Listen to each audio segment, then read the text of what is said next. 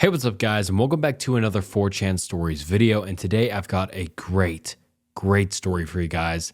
This is a long one, but I've been wanting to read it on the channel for a long time, and as far as I know, it's true and so interesting. You guys will want to stick around for this entire video, so sit back, relax, and get ready to listen to some disturbing, true 4chan stories. You guys are the best. Thank you so much for stopping by. I appreciate every single one of you. Please like and subscribe. The channel's goal is 500,000 subscribers, so please subscribe to the channel. We're getting close. And yeah, all right, without further ado, let's get into some disturbing true 4chan stories. Maine taxi driver stories, anyone? Be me, young taxi guy, driving along native tribe named Lake. See kid walking by the side of the road, 11:30 p.m. Kids dressed in sweat-stained t-shirt and sports shorts, no shoes. Pull off, unlock door, and ask him to get in. Nice guy taxi driver. Kid gets in, thanks me for the ride. Turn up air conditioner to keep him cool. Tells me he's going up to the head of the lake where his parents live. Drop him off, tell him to get some shoes. He laughs and goes inside. Pick up newspaper a couple days later. Kid is dead. Drunk driving. Drove into lake. Find out from cop buddy that kid's body was in the car. Happened 2 hours before I picked him up. Still get the heebie-jeebies every time I drive by that lake. I have a shit ton more because Maine is haunted as fuck. Meh, fuck it. I don't get a chance to tell these stories often enough. Halloween is when people want to hear about. Maine Taxi Guy again, by the way. Get a call to pick up at the south end of the county. Tiny woodland town, maybe 500 residents. No gas station, that's how tiny it is. 8 p.m. at night. Late dusk in other words. Still light, but limited. Headlights are on. Logging the run while waiting for customer at his trailer, which sits right next to a cliffside / earth bank thing leading to a stream below. Toot horn because I waited 5 minutes and nothing. See tall shadowy figure rising up from the bank. Figure it's the guy. It is. He gets in the back and asks to go to McDonald's, which is like 30 minutes away. Tell him the fare, he's cool with it. Roll up to Mickey D's and roll down rear window so he can order himself. Dude orders 85 cheeseburgers, 100 large fries, and 15 chicken wraps. Why wasn't I invited, bro? Girl on the mic is all like, what the fuck is this guy on? 30 minutes to get the food ready. Take him home. Ask him why all the food. For my friends who live in the woods. Friends? These guys hate electricity. Hermits, huh? McDonald's big in the hermit community? Hey man, don't knock it, okay? They saved me from the demons that live in my house. Cool guys, they just want fries and burgers in return? They're nice like that. Fare is like $45. He hands me $200 bills and asks me to help him bring the stuff to the edge of the bank. Get out, move stuff over. It's too dark to see anything but the water. Hear a bunch of bags being opened, happy grunts. Shake head and get back in car. Nope the fuck out of there. I've got a few more stories about the Baron of Burgers. Get a call from Central about picking up Burger Baron again. Noontime. Sure, I can spot his friends if they want my beef jerky. Sasquatch is? Roll up to find BB has axed the telephone pole next to his trailer town. No power to the house now. How did he call? Cell phone, probably? Whatever, dude is loaded. Toot the horn. Guy comes over the ridge. Bro has gone full Grizzly Adams. It's been like 2 weeks since burger stock down by the stream. Fur coat, raccoon hat. He smells like beef stew. Hey, it's you again, he says as he gets in back again. Yeah, how are your friends? Awesome, we all live in woods now. Yeah, get the fur coat, a Goodwill? Nah, man, my friends made it for me. The hat too? Nah, my cousin bought it for me from Cabela's. Oh, my bad. It's cool. It's a cool hat. Where are we headed, Chief? Up to the mall. It's like $130 up there, man. You're sure? It's all good. Well, here we go. Take him up to the mall upstate. He falls asleep in the back. Sleeps like a baby back there. I almost forgot he was there if he didn't smell like soup. We get there. He flashes at 50 and says he'll tag that on top of everything, including the tip if I come in and push the cart. Whatever, I'm in for it. We go into the home supply store and he buys blankets, jackets, tents, etc. Building an encampment. Sure am, Uncle Josh. Who the fuck are you talking to? I'm David. No, you're Uncle Josh. Hey man, you're paying waiting time, so you can call me Mama if you want. You're such a card, Uncle Josh. Okay then. Time to check out. Start down the pots and pans aisle. Guy leaps in front of me, shoves me in the cart back. Uncle Josh, are you crazy? They'll eat you. Pardon all to the fuck, Chief. I didn't see them. Holy shit, this guy is legit insane. He grabs one of the blankets and drapes it over me as he holds me like an injured soldier and takes me to the cash out. Girl at the counter giggles. They'll eat me, I tell her, winking. She nods slowly as she's scanning the tags. He ponies up $500 in cash and tells her to keep the change. Load up the car. Where to now, Daddy Morebucks? He laughs and says to take him home. Falls asleep again. Get him home. He puts $300 in my hand and kisses my cheek. Ew. See you soon, Uncle Josh. He waves to me as he starts throwing blankets and tents down the embankment. Shut the trunk and cruise away. I got crazy on me. Bleh. Maine Taxi Guy again. Get orders from Central that I'm supposed to spend the weekend at a ski lodge downstate with one of the company's valued customers. Aways. This means that I get to drive the Escalade. Heated leather seats, navigation, satellite radio. Also means I get to hang out with ski bunnies all weekend between trucking high mucky mucks between the lodge and the town at the bottom of the mountain. This gonna be good. Happy family, 2 teens, braces, cute as fuck.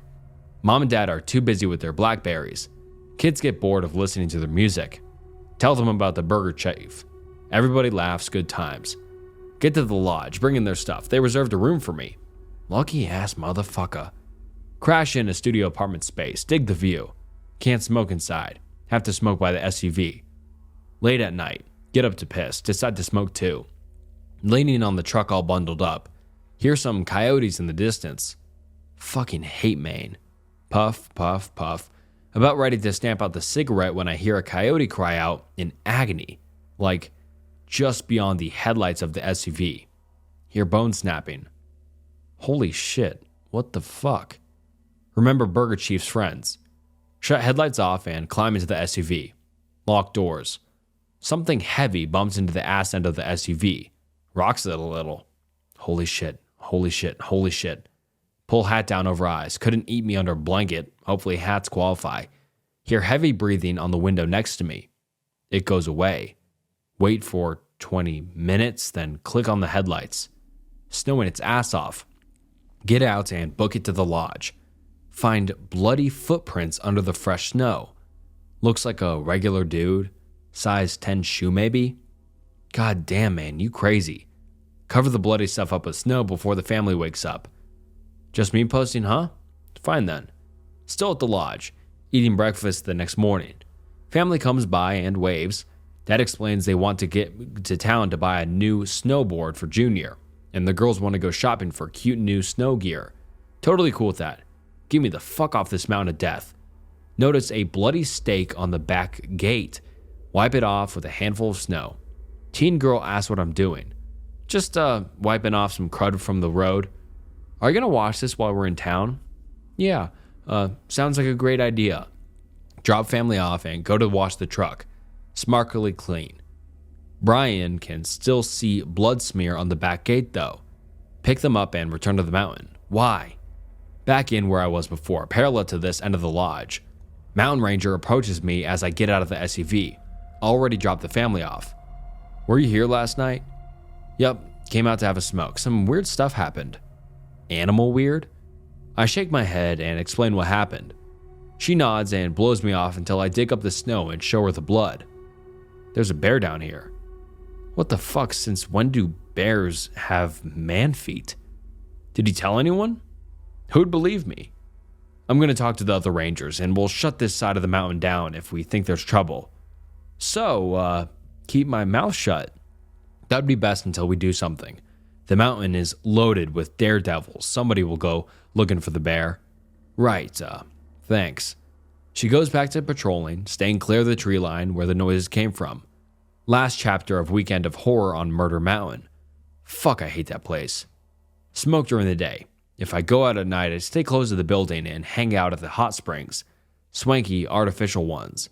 There's a bar, but I can't drink. Cool guy, taxi guy. Drinking a Pepsi, smoking a few while I listen to the Saturday night band. Family is upstairs in the grand hall having some fancy-ass family reunion.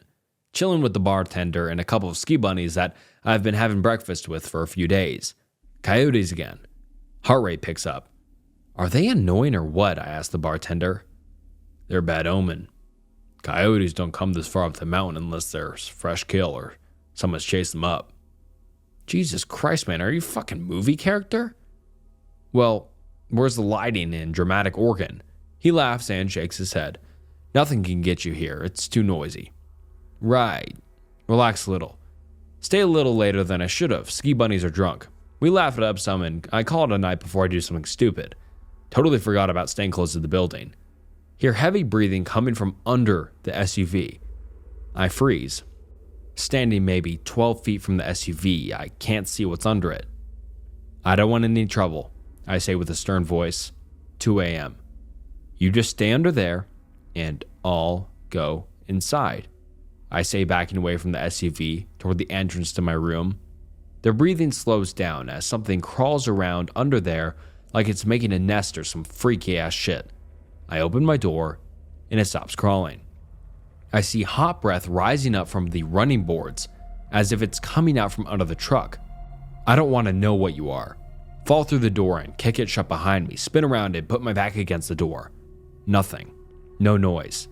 Shut the yard light off that had illuminated the SUV and that thing's breath. Get up in the morning and call the ranger down. Stay in the room until she comes to the door. Knocking makes me shit myself. Peek through the door. What's up, David? Remember that bear? Yes. I point through the door towards the SUV where some serious marks were left. What happened? I come out when you pull your gun out and point it at the truck. I'm not taking any risks. We approach the SUV. She has her gun ready. There are a ton of marks all over the place, like it scooped snow under the SUV and pushed it out. She kicks snow under the SUV and nothing happens. I pull out the keys and hit the panic button. Horns, sirens, lights, but nothing under it. Must have left in the night, she says, kneeling down. Holy fuck, you're nuts. I step back as she peeks under the truck and immediately backs away, standing up in a hurry. Jaws guy's face. What? What did it do? Did it hurt the SUV? No, I pissed and shit all over the place under there. Are you fucking kidding me? I moved the SUV and sure enough, it pissed and shit all over the place, rolled around in it even. No fresh snow. Those are people tracks. That's the same foot. Seems like you've got a friend, David. You know what? Fuck you, I say, rubbing my forehead. Excuse me, she asks. Sorry, this is just too crazy. Are you guys gonna shut down the mountain? Yes, this is too close to the lodge to be brushed off. Whatever did this needs to be chased off or captured. Oh, sweet Jesus, thank you. Family and I book it. Get a call from the ranger a few days later, and she says that they never found the guy that did it, but the urine and shit samples came back positive for human. She asked me again what I saw the night I pulled my hat over my face. I told her jack shit. I never returned to Murder Mountain. Family hasn't either. But I did travel with them a few more times. Haunted docks, anyone? Burger Baron doesn't ride anymore. The last time I talked to him, he called Central and asked for Uncle Josh. The office knows that. That's my nickname, I guess. I get on the phone. Hey, Chief, it's been a few months. How are you and your friends? We're good. Listen, Josh, this is important. I put him on speakerphone. The whole office shuts up and leans in. Okay, Chief. What is it? Josh, the dog, catches the clover. And he hung up. Boom, done. Haven't heard from him in 3 years. As I've said, Maine is a haunted ass fucking place. Stephen King isn't lying. Shit is for real up here. The following spring after Murder Mountain, Central tells me that the family is back and they want to go down east. Eastport. Holy fuck, that's far away. Hey, new Escalade and I like the family anyway. By the way, piss and shit smell wouldn't leave the air system of the SUV, so we ditched it and upgraded to a new one. Roll up to the airport. Everyone's happy to see me. Dad shakes my hand and asks me how the Burger Baron is doing. Tell him I haven't heard from him in a while. We laugh again about it. So it's a long-ass ride from the airport to Eastport. And naturally, they pick up an old-ass B&B to stay in. I, however, opt out for chilling with them and book a room right on the water. They're about 15 minutes away from me. Dad asks if I want to stay, and I tell him that they should enjoy the weekend together, and that I smoke. He understands, and we exchange cell phone numbers. So the first night, I'm sitting on the back deck of this place, outside of the restaurant downstairs, smoking with a guy from New York who hates Maine, but his wife loves it. I'm fucking fed up with this wilderness shit, he tells me, waving his Jack and Ginger around. I know what it is because I ordered a peach smoothie, and the bar handles everything but coffee and soda. Preaching to the choir. If I could afford it, it'd be in Japan. Why Japan? Really? You don't know why? No, it's full of sex free. Oh. I tip my smoothie to him. We tap glasses and laugh.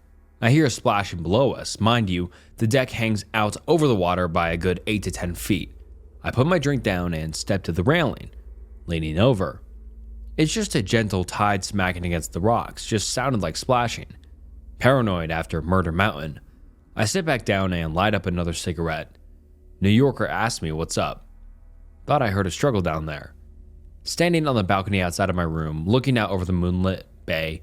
Damn, if it didn't suck so hard here. Smoking again, tapping a can of Pepsi against the railing. Hear the splashing again. Look down, I can see the rocks again. Lots of bubbles down there now. Tides aren't shifting. Hey, anybody down there? I shout down. No reply. Just more bubbles from the rocky area. I shrug it off, scary ocean shit. I tap the ashes off of my cigarette and lay my head against the railing. It's quiet, apart from the splashing. It stops suddenly. I look down again and my Pepsi can gets sucked out of my hand. I'm on the 3rd floor, mind you. Swoop, down into the bubbles. Fuck. I throw my cigarette after it and turn away from the railing. The splashing starts again and my Pepsi can is smacking against the rocks. The smacking gets rhythmic. Tap, tap, tap. Pause, pause, pause. Tap, tap, tap. Pause, pause, pause. I go down to put an end to the noise. There's a rocky beach down there under the deck, and I climb down to get the Pepsi can. Why the fuck am I doing this? Oh yeah, too paranoid to listen to ghosts tap the can all night. I lean out over the rocks and grab the can. I pull it up from the water and dump the seawater out of it. I climb back up from the beach and toss the can in the trash nearest where I climbed up from. As soon as the can hits the bottom of the barrel, I hear a boat rub up against the dock. Shit, fuck, it's gonna eat me. I spin around with my fists up like I'm gonna punch the Kraken or something. Oh, it's just a boat. This is God telling me to stop smoking. I set my head down on one of the pylons that poke up from the dock supported, and I discover my cigarette is under my hand. Huh, lucky me. The ash broke off, so I light it up again and look at the boat rubbing on the dock. It's a cabin cruiser. The name on the ass end is Sea Toy. Sea Toy rubs up against the dock again and again as I'm smoking. I step off the pylon dock and onto the floating dock. I grab Sea Toy's rope and wrap it around one of the weird boat tie thingies. It stops rubbing. Finally. I turn around and there's another cigarette on the pylon above. I still have mine. Okay. Time for bed. I rush up to the gangway to the pylon dock and throw my cigarette over the edge. Get to the room, lock the door. Nope. Too much lactose. You're just having visions. I pull the shades over the glass door that leads to the balcony. Early in the morning, I wake up to find that the curtains are knocked off the railings and the glass door is wide open. Oh God, it knows where I sleep. I fix everything as best as I can and lock the balcony door this time. The family and I explore Eastport for a while before they rent a sailboat and go off pretending to be pirates. At the hotel, the New Yorker says he heard me last night. I tell him what happened and he laughs at me and offers to buy me breakfast. We have breakfast, his wife nags him to go sailing. I guess they sailed up here. My face when he owns Sea Toy. I spend the morning sipping Pepsi and texting a friend back home about what's going on. And the splashing starts again. I ignore it and go inside to, again, find my room messed up. The housekeepers say it's not them. When Dad, Mom, and kids get back, I ask if there's a room at the B&B. I stay with them for the rest of the weekend. But it gets better. Holy fuck does it go off the rails next. At the Eastport Inn, the owners have hired a medium to entertain the guests tonight. Springtime spooky shit. What the fuck? So I hang out with Dad in the back of the den while the family and a couple of newlyweds get right in on the action. This gypsy-looking woman comes into the room and the owners shut the lights off and light candles. Well, here we go. Dad and I have to shut off our phones, making the ghost mad. Sure. We both watch as this lady starts walking around the room, waving her hand over people's heads. She says some superficial stuff about the kids and the newlyweds. Tells Mom that Dad thinks she's pretty. Duh. She gets to me. I give her a glare. She smirks and grabs my cheeks. And you've been marked. The fuck you say? Marked? I'm freaked out now. You're marked. Something to do with your smoking. Oh, hell nah. I pull her hands up from my face and Dad waves her off. What was that all about, he asks. I explain the cigarette and the seed toy, my room and the splashing. He shakes his head. He doesn't know about Murder Mountain, by the way. I rub my forehead as she goes on about a maiden that died at the docks. Vengeful husband drowned her after she fell in love with a highwayman. Dad nudges me. I wave a hand too, interested to not listen to her. She goes on and says that the husband killed her when he smelled the cigar on the highway on her. Dad begins to chuckle. I nudge him and he starts laughing out loud. I get up and leave. The weekend goes off without a hitch. We leave Eastport and Dad teases me about my ghost girlfriend the whole way back to the airport. Last summer, get a call from Central to go pick up at one of the shitty hotels across town. I wheel in and pick up a scraggly looking guy. Long hair, balding on top. Smells like piss and weed. He asked me to turn off the car radio and my taxi radio. I can't cut communications with Central. Just don't talk on it while I'm in here. Fair enough. We go to the Goodwill. He pays in quarters and gets out. Joy. Laundry money. A few hours go by and I get called to go get him. He comes out with a cart load of 80s tech, radios, alarm clocks, record players, phones, and a couple of TVs. Oh, fuck me. I help him load all of it and we go back to the hotel, but stop at a mom and pop food stop so he can pick up a couple bags of frozen dinners. Nice. So I help him unload the stuff into the hotel room. Room smells like piss and weed. He pays in quarters again. Hello, Coinstar. The next day I get a call to go get him again. I wheel in and find him standing outside of his room, facing the door dressed as Captain Jack Sparrow, one of those buycostumes.com ones. Fake hair, sticky beard, shirt, hat, the works. He slides on a pair of men in black shades and gets in the back. Ahoy, Captain, where will we be headed? Funny. Goodwill again, and shut the radio off. Good enough. He asks me to wait while he goes in. He comes back with 2 gigantic speakers and we load them up. I help him unload them. He's nailed the radios to the wall, the clocks are hung like Christmas lights, the record players are playing in reverse, and the TV screens are linked with bare copper wire in the shape of a square. He pays in quarters again. Hey, it's probably not okay to nail stuff to the... He shuts the door in my face and I hear him lock it up. Okay, well, see you for breakfast then, I ask jokingly as I go back to my car. A few days go by and I get a call from Central that the police department needs to come pick someone up at the hotel this guy was at. Captain Quarterbag must have gotten busted for defaming property. I roll up and get out. My cop buddy is the one who called. He tells me that Captain Quarterbag got his hands on a shotgun and shot his caseworker when she finally tracked him down. Vietnam War veteran. She's in the ICU and he's nowhere to be found. He opens the door and this guy had gone epileptic Spider-Man all over the inside of the hotel room with copper wire. I look to my cop friend who would then ask me what I know about this stuff. I confess to knowing that he nailed shit to the walls, but not this level of crazy. I tell him about the stuff he bought and how he dressed. A few weeks go by and my cop friend calls to tell me that now that the investigation is over, I should probably know that they found him cocooned in the coppered wire. His body was all charred up and jerkied, having been cooked by the wiring. Why did I need to know this? He tells me not to take it personally, and in the future to tell me that when weird stuff like this happens. So I should just put you on speed dial? Morning, noon, and night, he said. We don't talk about that, like, at all. I never saw any of the guy's body, but it just sounds disgusting anyway. So this is from over the winter, December. Have a regular transport with a mentally challenged client. Cool guy, not big on the talking, unless it's a pretty girl. Driving on a sloppy road. Plow guys are slacking. Splish Splash might be taking a bath soon. So I slow down as we come down this steep hill, and tires give. Ass end of the car starts to come around like the trunk is going to lead the way now. Oh fuck nah. I cut back into the drift and tap the accelerator so the rear end straightens up. Fishtail for maybe 100 feet until we get to the bottom of the hill. Phew. My client, let's call him Shays, giggles a little and I laugh too. We're friends. I'm stopped, giggling like a little kid when a blue light appears in my rear view. Cops? Is it not having an accident illegal now? Nope. Something comes over the hill and up into the air, Duke Boy style. Slush and shit rains down on my car, and being an idiot I am, cover my head like I'm gonna get rained on. In the car. Derp. Blue light comes over the top of the taxi. 8 a.m. in December. Old Mr. Sun is just getting up. Orange skies frame this icy blue triangle that glides just over my car and slows down, like it's saying sorry. Shays leans up to the glass of the windshield and looks up at it. I keep away from the glass.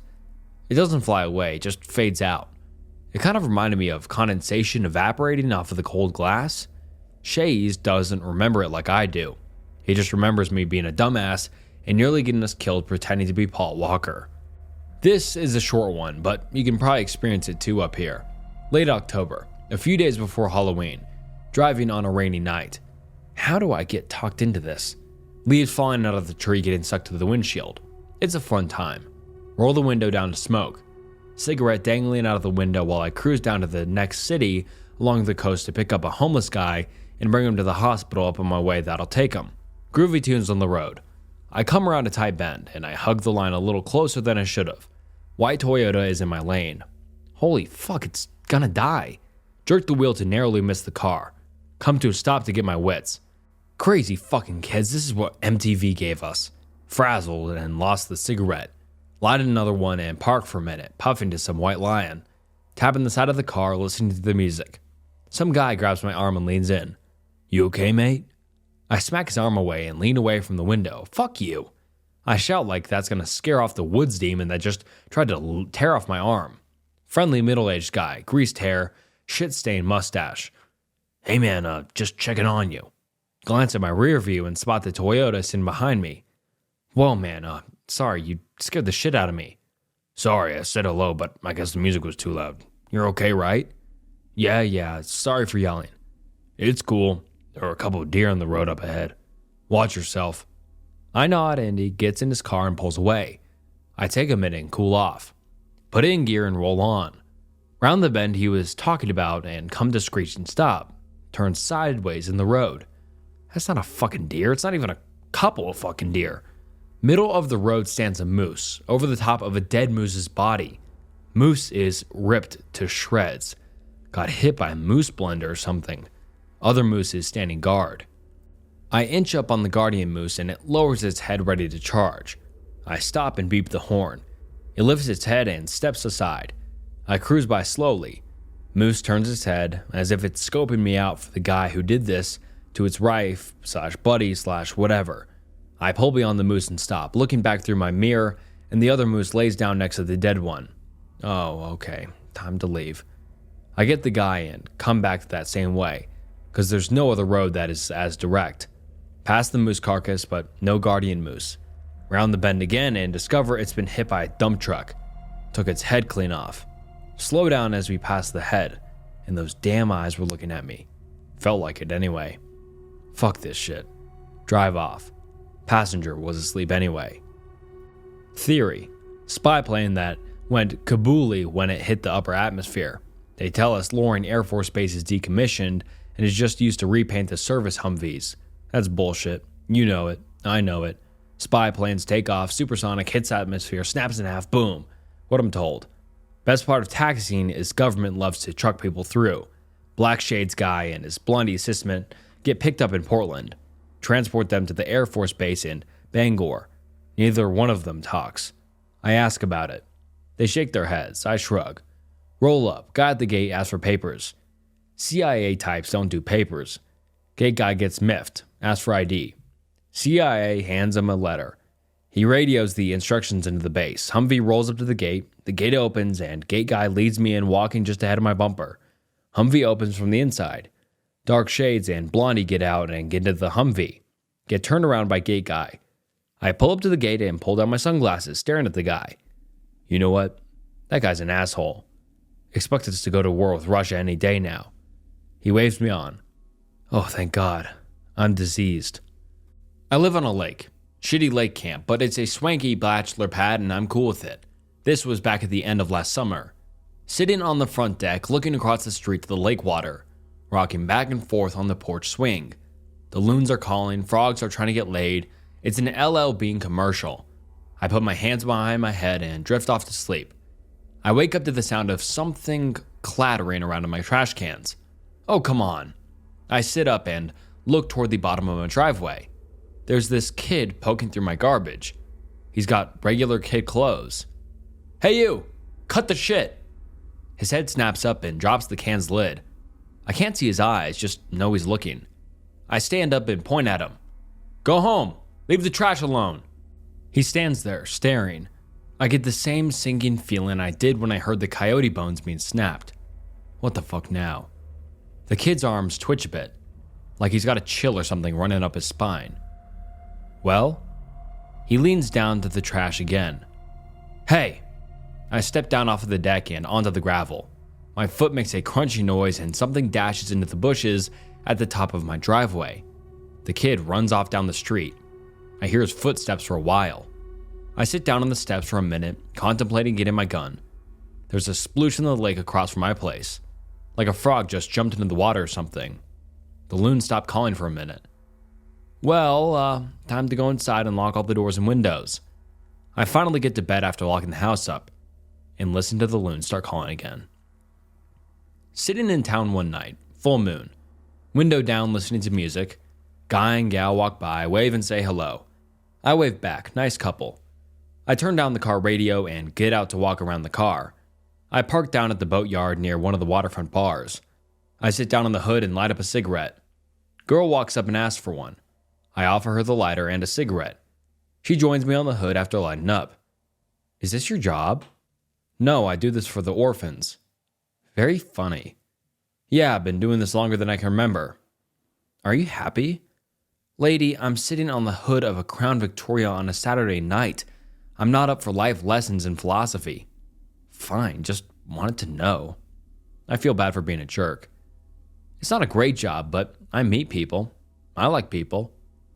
It's a good quality to have. How about you? Smoking with taxi drivers your job? Ha, no, I'm just a girl wandering through the world. A traveler, huh? Welcome to the road. Thanks.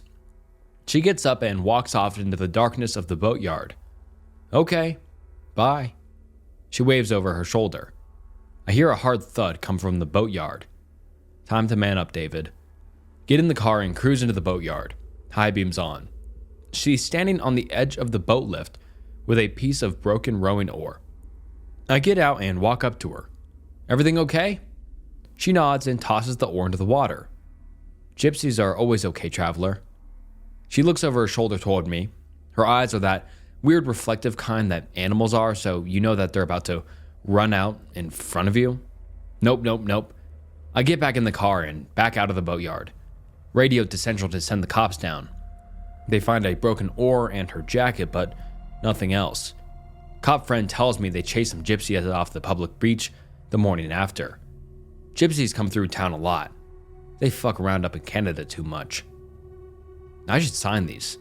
Sincerely, the unluckiest bastard in Maine. A couple weeks after Burger Baron's last phone call, off duty, downstate for a jazz festival. Come across a guy pissing on a building. Classy. Walk by him and under a catwalk that connects two banks together or some rich shit. I stop using the catwalk as I spot a dog walking up the street. 1 a.m. Saturday. On that side of town, I guess. I pull my hands out of my pockets and clap for the dog to come to me. The dog stands there, under the street lamp's light, looking at something on the other side of the street. Its ears twitch occasionally like he's hearing something. I approach cautiously. Maybe he's tracked a raccoon. The dog's head lowers as I get closer, but it's not looking at me. I step up to the dog. It jumps a little once it realizes I'm so close. Dog snaps back to what it was looking at. There's this bat thing resisting on the brick wall, like full on attached to it. I place my hand on the dog's head, gently massaging his head. Easy, it's just another animal. Dog bolts off suddenly. I watch it run off into the darkness and turn back to the bat thing. Its wings spread and holy shit, it's huge. I'm looking at a bald eagle-sized bat thing. It crawls a little higher on the wall, ignoring me, I guess, as it heads toward an open window. What? I'm stunned. It's huge and it's headed for that window. I pick up a rock from the road and toss it into the trash cans. It makes a big rock hitting metal noise. The bat thing falls off the wall and into the trash, tearing it to shit. I hear it snorting and tearing at things as it goes after the rock. Well, leaving now. I take off the same way the dog did. Homeless guy tells me it's lived there for a few months since warm weather came. The homeless avoid it. I ask him why. He says some crazy guy shit about how it steals souls or something. I ask him how that works. He asks for money. Nice. I hand him a 20 and he stuffs it into his underwear. Ugh. He tells me it comes to them in their dreams and that a couple of his friends have died after saying they'd seen it in their dreams. I sit down next to him and think for a minute. He tells me the homeless call it Dreamcatcher. Really? That's the best you've got? I ask him why the name. You got a better name? Nope. Dreamcatcher it is then. I get up and offer to buy him a coffee, but he's content with the 20 and draws his legs under himself. I leave him in the city I was visiting. Haven't heard of Dreamcatcher again. On duty. Christmas time, 2010. Santa's village downtown. Kids everywhere. Gypsies are in town, selling stolen shit. Good times. Having breakfast at the bakery downtown. Hey David, have you had any fares headed out to the old train station? Nope, it's condemned. Nobody lives there. Weird. A guy came through here the other morning, asked to have a wedding cake delivered down there. You didn't take the job, did you? Nah, he couldn't give me an address, just the old train station. I'll keep that in mind. I go about my day. Christmas rolls around, no kid/wife to be around, so I'm working. Twiddling thumbs by the boat landing, watching it snow. Central tells me to head over to the honky town country bar at the edge of town. Who the fuck is drinking on Christmas? I head over. Old guy smoking by a truck that slid off the road. Need a lift? Called a cab. I turn my top light on. Guess you're the guy. I'm the guy.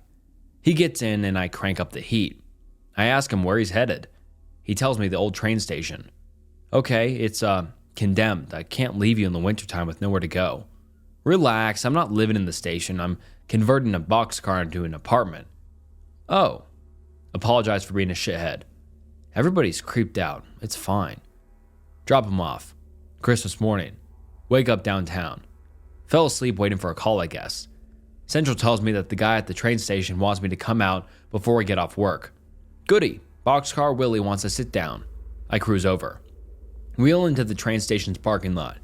Can't get to the rail yard without walking around the platform. I get out and lock the car, just in case.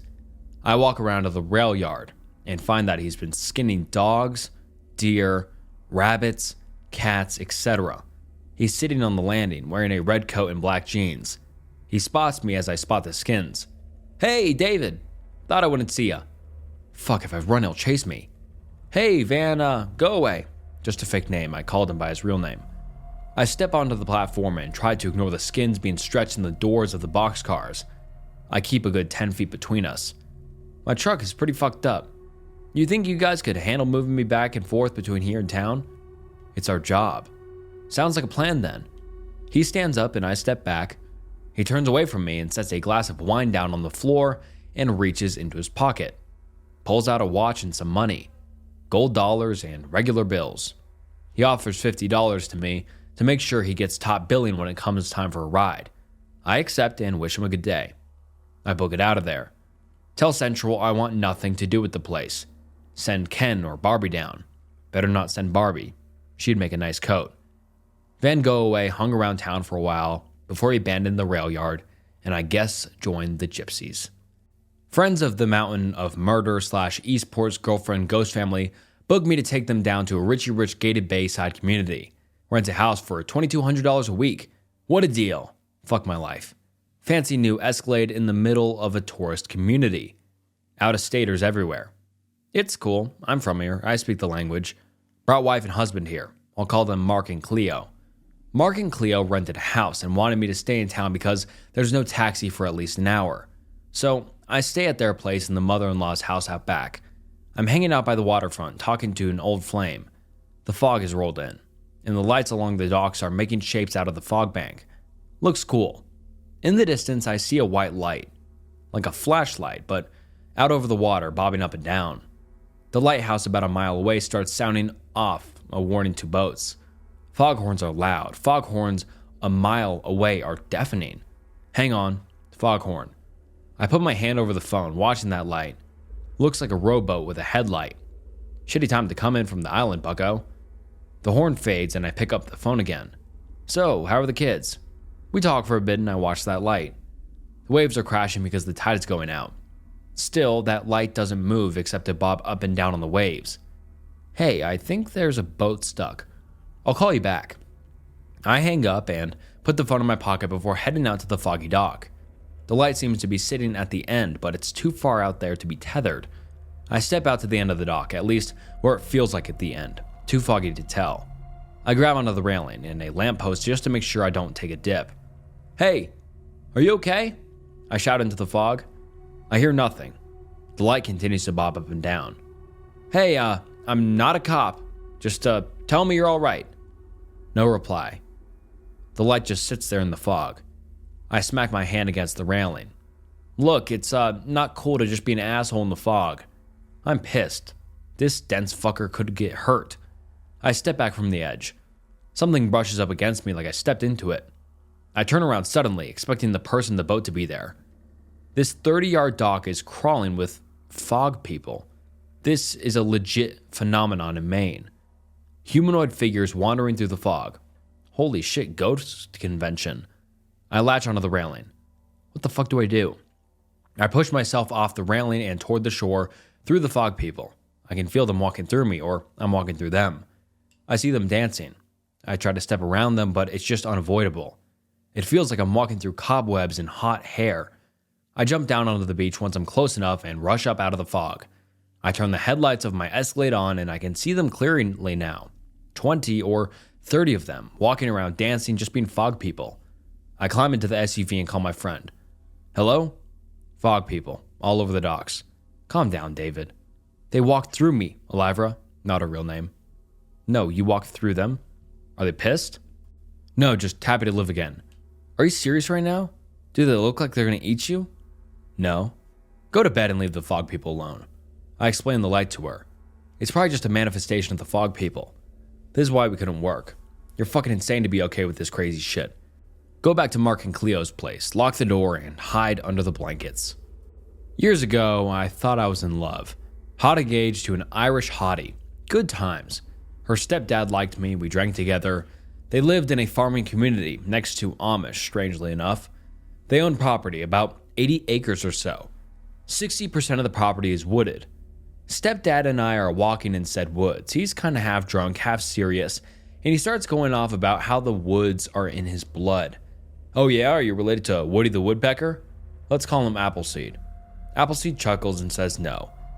He's part Maliseet, a tribe from here in Maine. That's cool, is that why you don't get sunburned? No, it means I turn into a fucking wolf. Ha! No. I stop in my tracks and grab his shoulder. You can't be that drunk already. I'm not kidding. Let me show you my altar. Oh fuck. Indian juju. I follow him quite a ways down in. So far I can't hear cars anymore, or really much more than some annoying birds. He leads me to a clearing man-made that sits at the bend of a river, rushing water. He stands near the edge and places his hand on a carved stump. Lots of faces carved into it, birds, wolves, foxes, etc. It's not a totem pole, it's just a tree trunk with shit carved into it. Looks super old. He pats the side of it and asks me to come touch it too. I touch it, feels like a slimy wood. Okay. He shakes his head. Be glad she loves you. You are as mortal as they come, my friend. I shrug. Means I won't be chilling with wood, I guess. He chuckles and we go back to the house for dinner. A few weeks later, I get a call from his wife asking me if I've seen him. No, he's your husband. Don't get smart. He's been missing for too long. I come over with the fiancé and we go down into the woods. Blood and guts everywhere. Sheep body parts all over. I stop in the path as we get closer. You two should go back. Oh, fuck. You want to go back? They go back up the hill. I grab a bunch from the side of the path and hold it like a club. I get closer to where his altars were. No birds. I step into the clearing and I spot the altar he showed me, caked in blood. Sheep's head resting on top of it. The ground is covered in sheds of his clothing. Appleseed is nowhere to be found. There's a fire going through, in a rock pit that he made, I guess. He's got a piece of stone in the middle of it that's making the fire green and blue. I can hear a bunch of rustling in the bushes all around me. There's a feeling in me like I should run. My feet stay planted as I hold the branch up, ready to swing. Appleseed steps out from the bushes behind me. I turn and swing. He catches the branch. He's like 53 or some shit. I'm 23 or some shit. Holy shit, he's naked, by the way. Ugh. Appleseed is covered in blood. It's caked under his nails. He's got it in his hair. His balls have blood on them. He smiles to me. His teeth are bright yellow. Told ya. He says, tugging the branch out of my hand like I'm a toddler holding a wiffle bat. I step back from him as he kneels down to pick up his glasses. Why? Had to prove something to you. What the fuck could killing sheep have to do with proving anything to me? Had to prove that you didn't belong in this family. Good point. Bye then.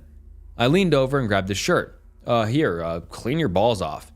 I basically died on my way up the hill. I felt him following me the whole way. I didn't look back, but I could hear his feet on the twigs and branches in the path. He stayed a breath's space away from me the whole way. Get back up to the girls. He's just, camping. Guy stuff. Better leave him alone. Broke up with fiancé. Found out later she was cheating on me anyway. Don't go in the woods on a full moon. 2009. Up in Holton, way up on the Canadian border, the Woodstock side. Having dinner with an old friend who just made it to being a country music star. Let's call him Art. Art and I went to school together when I lived up there ages and ages ago. I left when I was about 10 and never looked back. We're outside at a bonfire, talking about tits and ass. Good times. Art gets up to get a beer, and one of his new friends comes back out with him. Let's call this one Jason. Jason and Art talk about the crazy shit they saw when they were loggers over in Jackman. Jackman is over on the bad border with Canada, the Montreal side. One road in, one road out, and it sucks. Jason starts the story.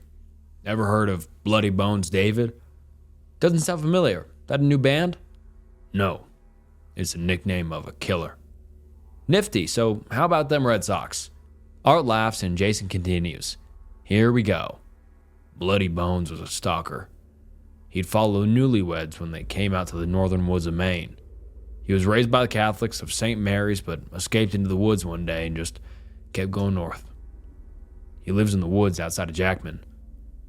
One night, this couple of Massachusetts was up that way and got stuck on a logging road headed to their honeymoon cabin. No tow truck till morning. They take refuge in a local church. Bloody Bones was there. They say he toyed with them for a while. I sink down into my chair. Shit, I hate this shit. Bloody Bones chased the husband back to the car and then skinned him alive. Art leans into my face. My name's Bloody Bones and I'm gonna kill you tonight. He found the wife hiding in the woods and chewed her fingers off first. Art leaned in. My name's Bloody Bones and I'm gonna kill you tonight. Jason continues. He cut her up into small pieces but sucked the meat off her fingers. His trademark was to make a necklace out of their finger bones and hang it around their necks. The police found their bodies. Art leaned in, but he took their wedding rings. You can hear him coming when you hear the jingling of all those wedding rings echoing through the woods up there. My name's Bloody Bones. Yeah, fuck off. I kicked dirt on them. Bloody Bones sucks. He's real. We heard the jingling in the woods. Yeah, fuck you. I still don't believe him, but it's a thing to think about when you're going up north. 2009, spring. Condominium opens up in the city, full of old people. Hell yes. Peace and quiet. Fuck all of you motherfuckers in this apartment building. I move across the city to this place. Youngest person in the complex by 40 years. An old woman in my building, only dude in there. Elderly ladies are 70 plus. Get settled in and come home from work late one night. Sign off from Central and carry my 6-pack into the place with me. 1 a.m. Downstairs neighbor catches me as I come through the door. Hello, love. Her name is Dee Dee. She's originally from England and brought me cupcakes the first day I was there. Sweet old lady, cute accent. Howdy, missy, I replied with a southern accent. She smiles and leans against her doorway. Black tracksuit, wine glass in hand, half full. Is my TV too loud? Can't even hear it in the hall. No, Dee Dee, it's perfectly fine. Turn it up if you want to. Oh, well, thank you, sweetheart. I was worried I'd wake you. I nod and head up the stairs. Later that night, I hear moaning coming through the floor. Ah, bitch. I roll over and listen for a bit, and Dee Dee is listening to Korn. Fuck my life. Old lady is M-wording below my bedroom to interracial Korn. Well, it can't all be sunshine and rainbows. Get up the next morning, and Dee Dee meets me downstairs at the mailbox. I look like shit. Dee Dee leans over to me and whispers, Did you sleep well, Davey? No, not really. Just adjusting to the new place, I guess. Lies. All lies. I can sleep in the middle of the road if I have to. Might be more comfortable. Oh, I'm sorry, Davey. Do you need more cupcakes, maybe? No, I already look like a cannonball with legs and arms. That's very kind, though.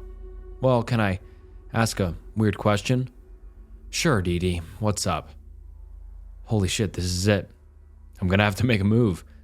Neighbor lady wants to R-word me. You have a gal, Davey? No, Dee Dee. I don't. Well, maybe you should meet one of my friends. They're around your age. What do you say, Davey? Want to go to know a special gal? Oh, thank Jesus. Sure, Dee Dee. You know where to find me. I step past her and head up the stairs again, going through my mail. Your haircut is sexy, Davey. Don't change it. I shudder a little going into my place. A few days go by and I pick up a woman from one of the swanky condos by the river. She's all dressed up, headed to my building. Wonder what's up. I try to talk to her, but she just smiles. Okay, doesn't speak English. Great. I drop her off. Head back to work. Central calls and 3 more women are headed over there. All of my what? I pull into the hotel. These girls get in. None of them talk to me. I drop them off. Okay. I get in late that night, 3 a.m. or so. Back is killing me. I come in and head up to my place. I open the door and come in. Turn on the light. DZ and 4 women are sitting in my kitchen. Holy mother of Christ. Fall through my doorway and into the hall. Dee Dee, what the fuck? I shout as I sit up, hearing her and a couple of girls rush my way. Sorry, love, it's a surprise. Breaking and entering might be okay in London town, but here in the States it's not cool. One of the girls, it's the first one I brought, helps me to my feet. Oh, hush, come in, we have booze. It's my place. Are they my booze? Of course they are. Fantastic. I can't report her, she's an old lady. Who's gonna believe me when I say an old lady in a squadron of supermodels broke into my place? I take my jacket off and sit on the couch, flanked by 2 of them, both blondes. Okay, this isn't too bad. Dee Dee steps up to me and takes off her jacket. Nope. Dee Dee, I have to work in the morning. I don't have time to do this right now. Relax, love, it's just warm in here. Calypso, you and Juliet give Davey a drink. Next morning, I wake up to Dee Dee knocking on my door. I know it's her because she's calling for Davey. I get up and go to the store in my boxers and tank top. Davey, I heard you screaming last night. Are you okay? Why didn't you ask last night? It's fine, Dee Dee. I don't remember screaming. Oh, maybe I was dreaming of you screaming. She walks off down the hall and goes down the stairs. My face went. I shut the door and check out those scratches. Gone. All gone. Just a bloody tank top on the floor. A week passes and I'm home late again. Bar nights are keeping me out longer than I want, but Central trusts me to toe the line while they find a new bar guy. I come in, covered in confetti this time, bachelorette party. So much titties. I come through my door and turn on the light. No Dee Dee, no strange women. Find a note on my bed. Open it up and it just has a black thumbprint in the middle. Leaving your mark, huh, Dee Dee? I throw the note into the trash and go to bed. I have nightmares about being ripped apart by those girls. Dee Dee jumping on my chest. I wake up to the smell of burning cinnamon. Not cool. I go out to the kitchen. It's not my place. Smell the air. It's coming from the floor. Dee Dee is burning something. The smell goes away by noontime. Central gave me the day off. I spend it napping, snacking, and watching shit on YouTube. That night my apartment gets really, really warm. Sweat and balls, man. I draw myself a cold bath and fall asleep in the tub. I wake up a few hours later, hanging out of the tub like somebody tried to brag me out. Scratches on my shoulders and arms. I stand up out of the tub and immediately feel like I'm lighter than air. I wobble around on my feet for a bit, trying to remember how feet work. Burning cinnamon again. Get dressed. 11 p.m. Go down to Dee Dee's apartment, knock on her door. Rustling. Dee Dee comes to the door in just a robe, half tied. Gonna barf. Hey, is everything okay? Yes, David. I keep smelling burning cinnamon through the floor. It's none of your business. She shuts the door and go about my business. Notice later that the scratches are gone. Get to work late the next day. Central's pissed. I tell them to deal with it and go about my day. Get a call from the landlord that he's renting a hotel room for me for the next few days. Why? Electrical fire in Dee Dee's apartment. Is she okay? She wasn't home. Well, that sucks. Go by and get undies and swim trunks. Hotel has a pool and a hot tub. Chillax in the hot tub all night long. See Calypso and Juliet check out. One of my company's cabs takes them away. They look freaked out. Needed back in Slutopia, I guess. Landlord calls. Did Dee Dee tell you she was moving? Nope. She's gone, Dave. Oh darn, oh gosh, oh gee. Apartment gets released and I come home. Landlord is in Dee Dee's apartment. Let's call him Gerald. Gerald spots me and calls me in. She's gone, David. Took the carpet with her. Damn, place looks like no one had ever lived in it. Notice a black thumbprint above her bed. No more scratches or weird dreams. Never hear of or from Dee Dee ever again. 2004, Halloween time. Leaf peepers watching the trees and shit. Roll up in the old Escalade before the piss and shit monster of Murder Mountain ruined it. Pick up a guy King's Gates. Here we go. Stalker got kicked out. Nope, let's call him Samuel. Samuel is studying under Stephen King to become a creepo-matic writer. We drive off and the guy, maybe in his 30s, throws his briefcase into the back onto his luggage. Something wrong, champ? That guy is like a child. Oh boy, it's like I'm dealing with an 8-year-old. What's wrong with him? Get this, okay? He has to sleep totally covered by the blankets, with only his head poking out. I stare in the mirror for a moment and nod slowly. Hell, if I had all the nightmare fuel living in my brain, I'd probably shrink wrap myself before bed. He has to have night lights in his every room and every hallway. So, he's a weirdo. Oh no, it gets worse. Great, bitch fest all the way to the airport. Did you see the house next to his? Mossy, abandoned looking heap? Yes. He bought that off the people that owned it after their daughter was R-worded and murdered. I blink a few times, disbelief lingered in my head. So, that's odd. He goes on and on about how that little girl came over and gardened with his wife and pestered him about his writing. He and his wife would send her home after a while, but she always came back, so she gets kidnapped, R-worded, and murdered. Parents leave town. King buys the place, get this, he uses it as a haunted house. That's a little sick. I know, right? King uses it as a haunted house for Halloween for a few years, says it's because the girl loved Halloween. Weird shit starts happening, right? People get pushed, hear laughing, footsteps. It's a haunted house, it's supposed to do that, right? In July? I nod. Fair enough. So he shuts it down because he's afraid someone will get hurt. He has his office moved to, he can look at the house while he works.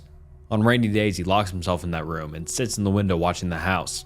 It's like he expects her to make faces at him in the window or something. Well, that's a whole new level of fucked up, I reply. That's not even the worst part of it. When he gets stressed out, he goes over there and talks to her. Nope, nope, nope. We get to the airport, the guy pays me, and I wish him well. Tourists want to see King's house. I tell Central to send another driver. My brain only sees that little girl standing in the window, shaking her head. So I just wanted to note that on the day that this happened, I also had to dodge a body careening down I-95 in Newport after it fell out of the coroner's truck. Get a call from Central to head down to Augusta Air, bringing hippie chick to hippie encampment just outside of town. Stock up on Pepsi, take a piss. Headed out of town, Dave? Yep, more hippies headed out to the hippie camp. Out of Satas. Too bad they're so pretty. Store clerk and I laugh. Head down to the airport in the Escalade. Standing at the gates holding a sign. Darla. Tie-dye babe, straight out of Sonny and Cher music video waltzes up to me. Welcome to Maine, sunshine. Hola.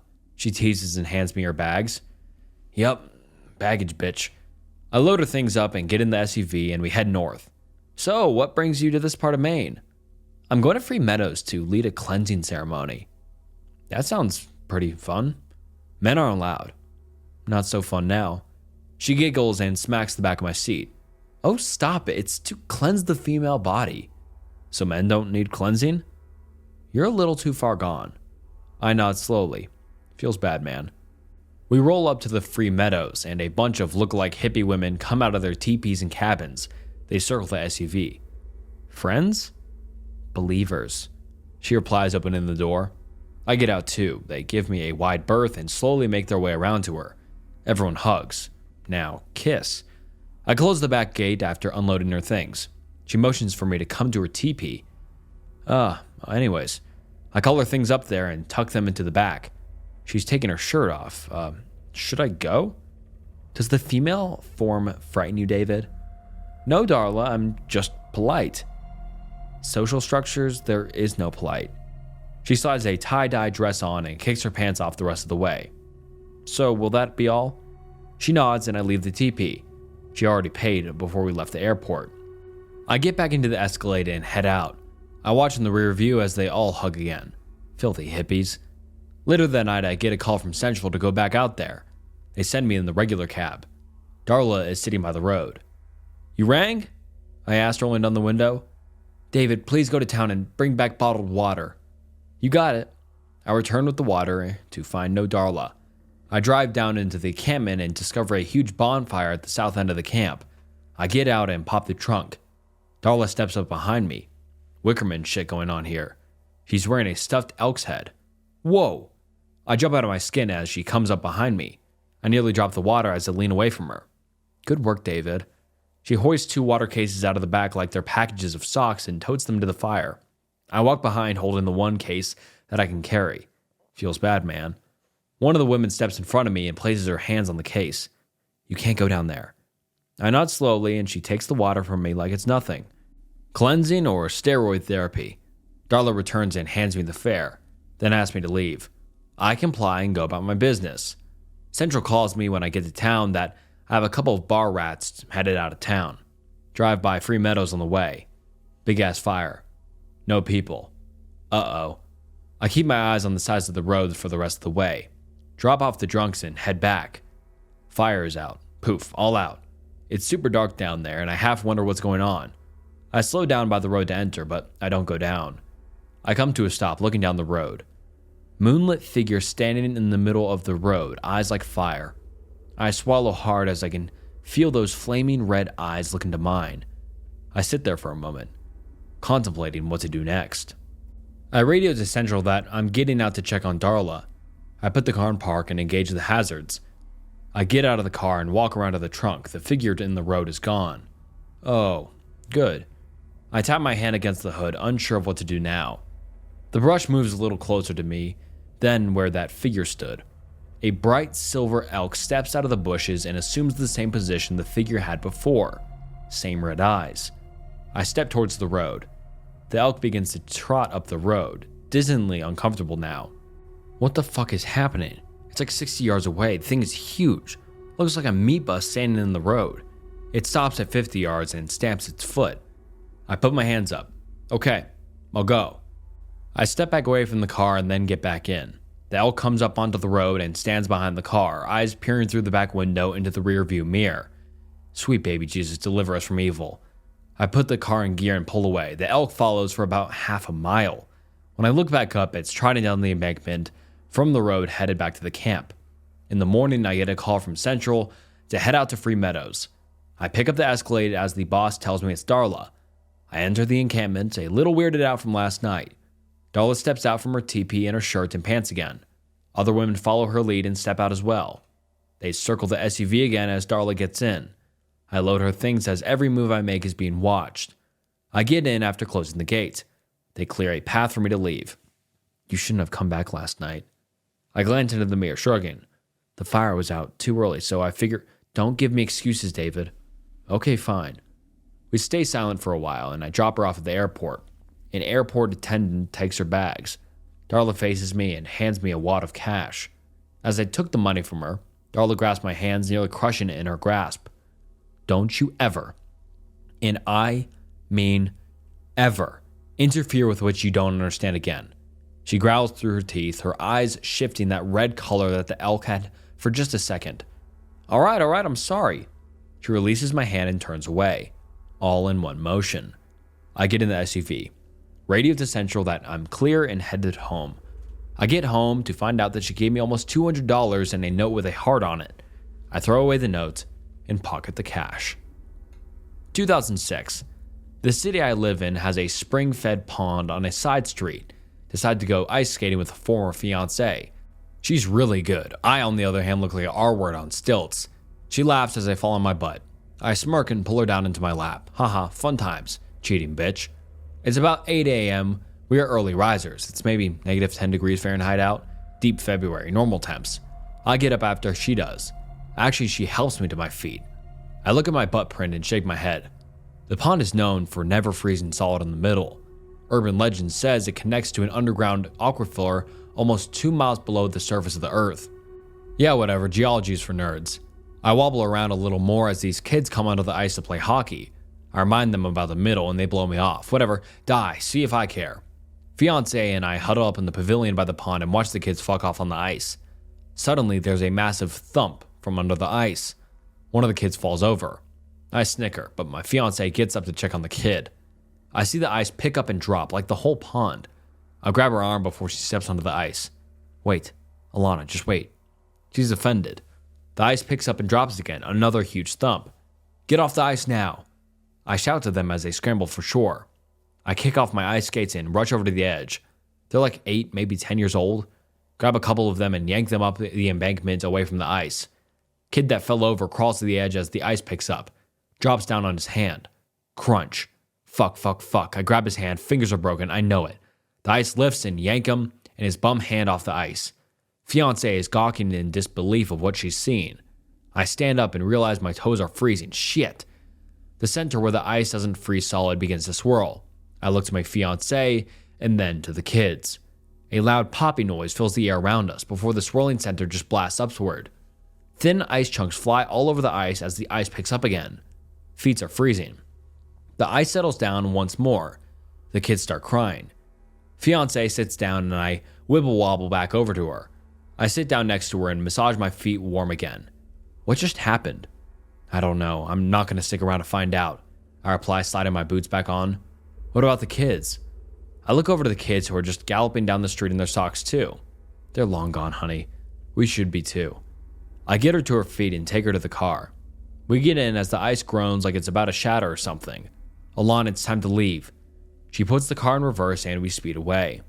Hear from my cop friend that there was a sewer leak into the pond. Oh, so hot shit made it look like something was trying to escape? You don't remember Taco Tuesday in high school, do you? Huh. Very funny.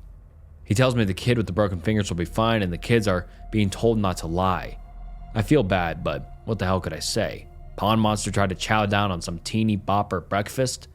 I haven't been back to the pond. The pond has no living animal in it. No frogs, no birds, no turtles, no lizards, just bugs. Every once in a while, I hear a bunch of bubbles erupting from it during the hot summer days, but nothing more than that. And alright guys, that wraps up some disturbing true 4chan stories. I really enjoyed this one. It was a long series and I've wanted to read this like Maine Taxi Driver series for a long time. And I think just these, bunch of story in one things are really great. Like just like one guy telling a bunch of stories from experience. I thought A Taxi Driver in Maine was super unique and super interesting. So comment down below if you thought it was interesting too. And if you enjoyed it and would like to see more or maybe not, just let me know in the comments. I appreciate all of you watching to the end. It means so much. And please like and subscribe to the channel. Helps more than you'll ever know. And I just appreciate you being here. I make a lot of videos like this, so if you enjoyed this video, I'm sure you'll enjoy another one. So go look on the channel. You'll find something you like. And thanks for sticking around. I appreciate you all.